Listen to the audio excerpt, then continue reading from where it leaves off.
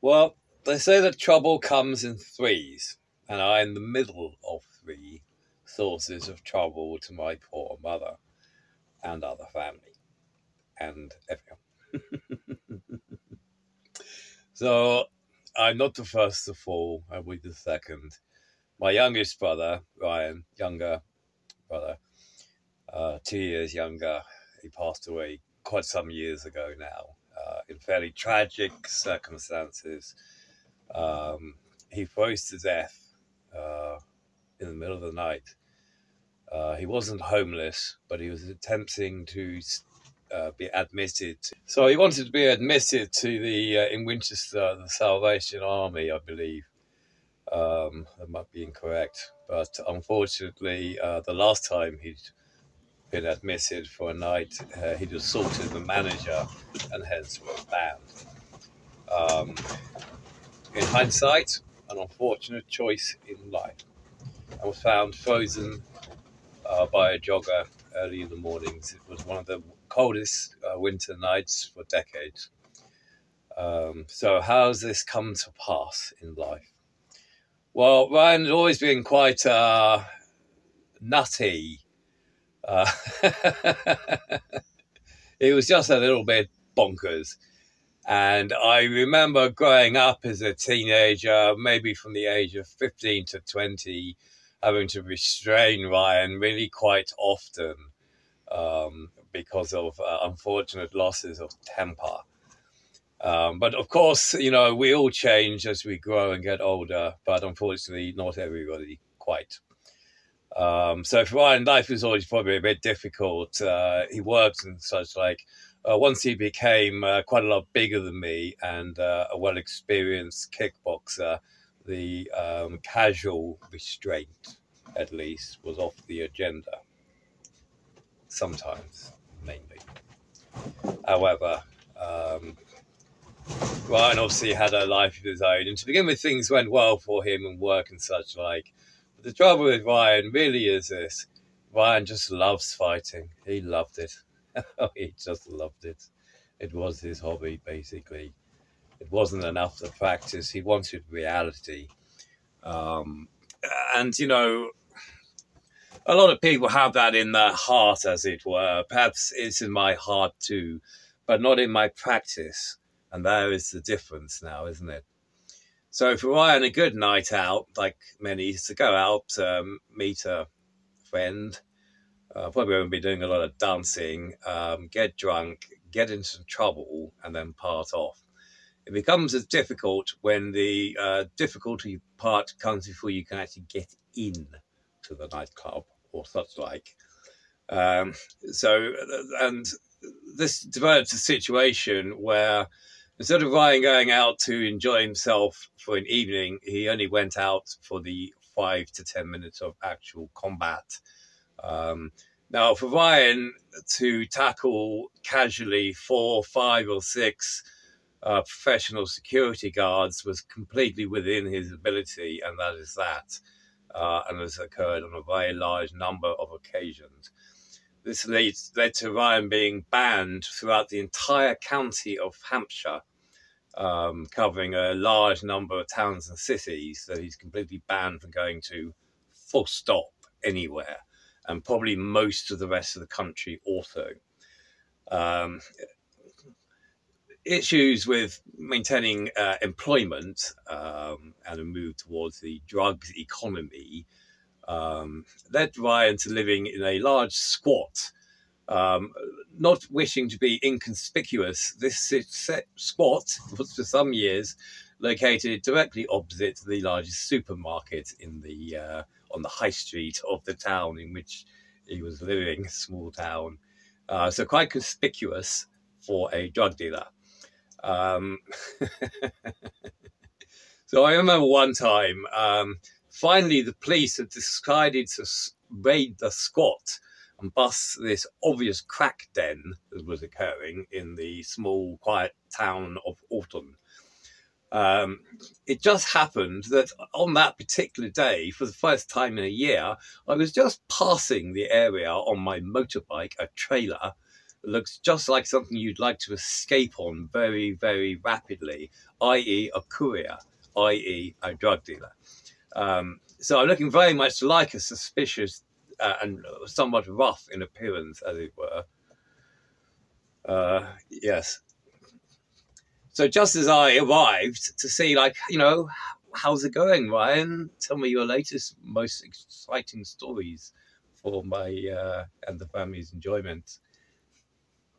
So I'm just getting off this bicycle when the door opens and out come 4 policemen, arresting me on the spot.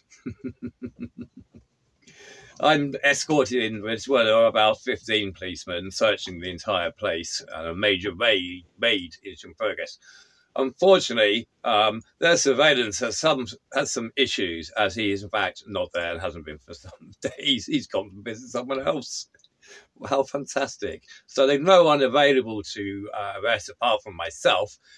They attempted to do this. Fortunately, not having seen him for a year, and blatantly, I simply said, yeah, he's a drug dealer, all right. I'd bust him if I were you, but it's nothing to do with me. I've just been to see my mum in Portsmouth. Unfortunately, I was in fact contaminated, but successfully blagged. Now, how did Ryan how did he become that person?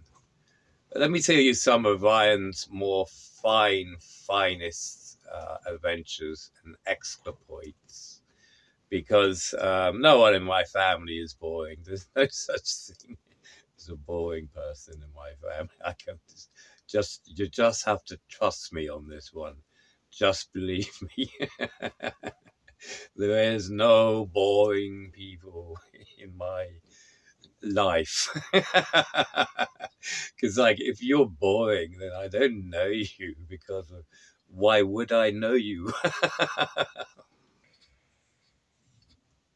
So this one time, there was Ryan driving home in his car. He wasn't doing anything wrong in the slightest. And he didn't have any warrants out. He was clean. Nothing was happening. So as Ryan was almost home, from a side road emerged a police car. He was going home too. But not in Ryan's decision. They're after me. This is in 2 in the afternoon or something like that. Flooring it immediately, Ryan is off through the town. They won't catch him alive. Oh, no, no, no. So a vast and endless 30-minute chase develops around the town for no reason whatsoever for the man that they are not looking for.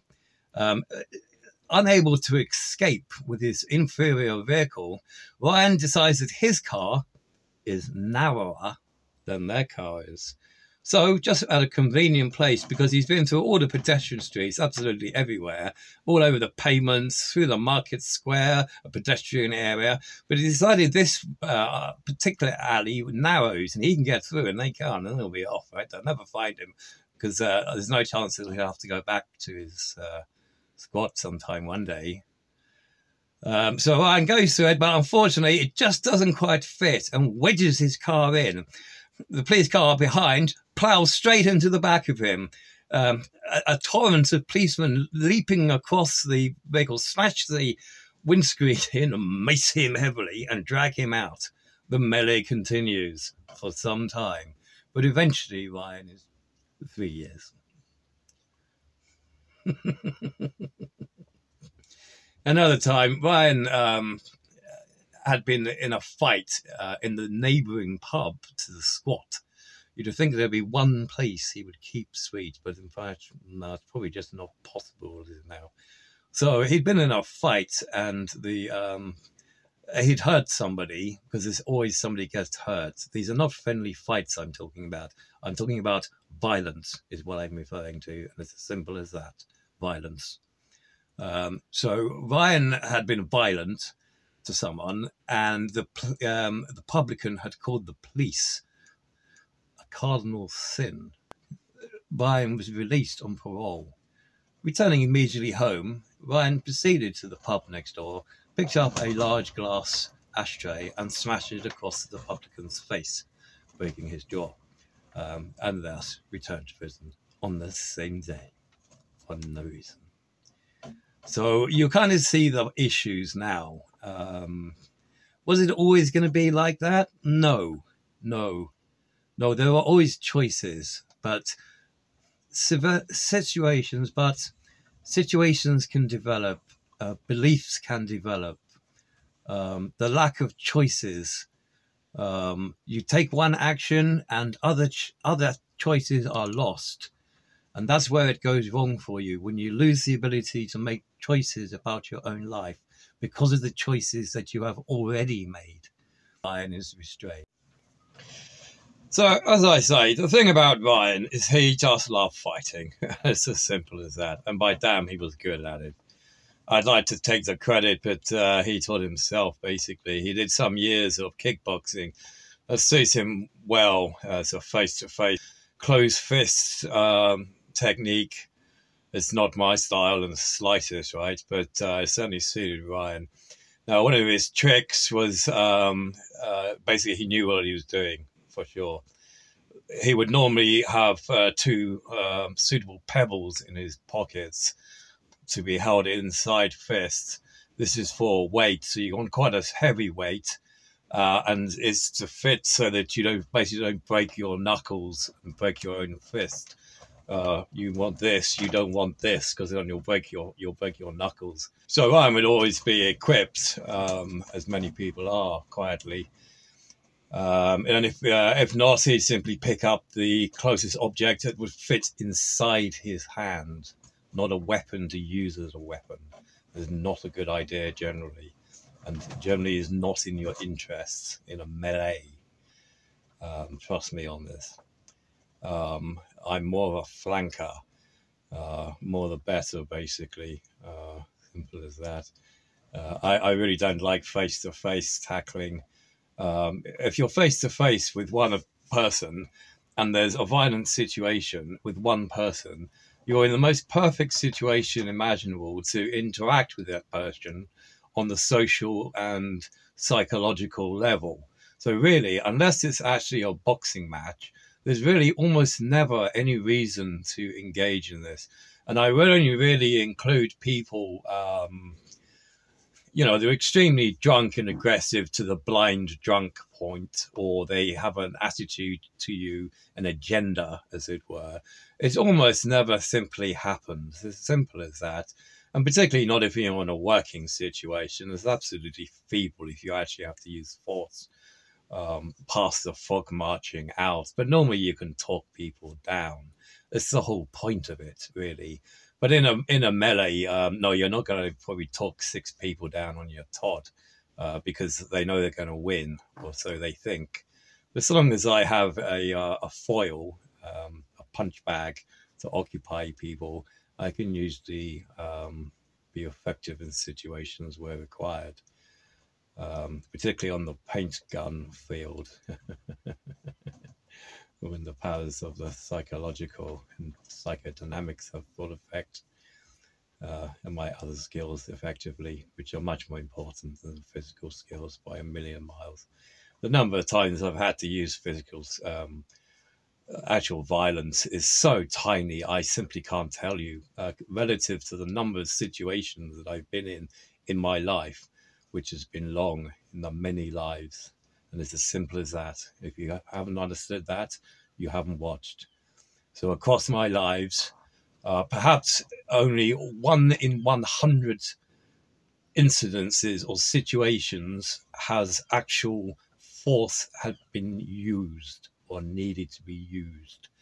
And those would be probably, I can only count, I think, 3 incidences lifetime when I could reasonably say, I didn't really have to do that. I just had a bad mood or something, because no one's perfect, are they, right? So, but other than that, I would certainly be engaging on a positive agenda to situation, because otherwise, why am I doing it? Basically, why? It means no sense at all, does it? So it's extremely rare, basically, for violence to occur full stop in my presence. Effective are my interactions to people. So amongst Ryan's many exploits, of which I cannot count the numbers, but he spent a lot of time in prison, and he spent a lot of time in periods of homelessness, and often lived in a embankment in Reading in a tent. There's a lot of issues of drugs, both in commercial sense and the recreational sense. Downhill over a longer period. Once he was had his squat, he was much better because he had an actual base. But for the years before that were much worse, and a lot of that was in prison because of violence or crime, hardcore drug selling and such like, but not on a massive scale, as it were, and all very petty. There was no bank robbery, there was no big score, there was no nothing, basically, to make it even pointful. If I'd have been a criminal, I'd either be dead or extremely, extremely rich at this moment. They're called businessmen. But I kind of think that in a certain way, despite his behavior, because he was actually, he had a lot of help in prison, because they don't just do nothing for you.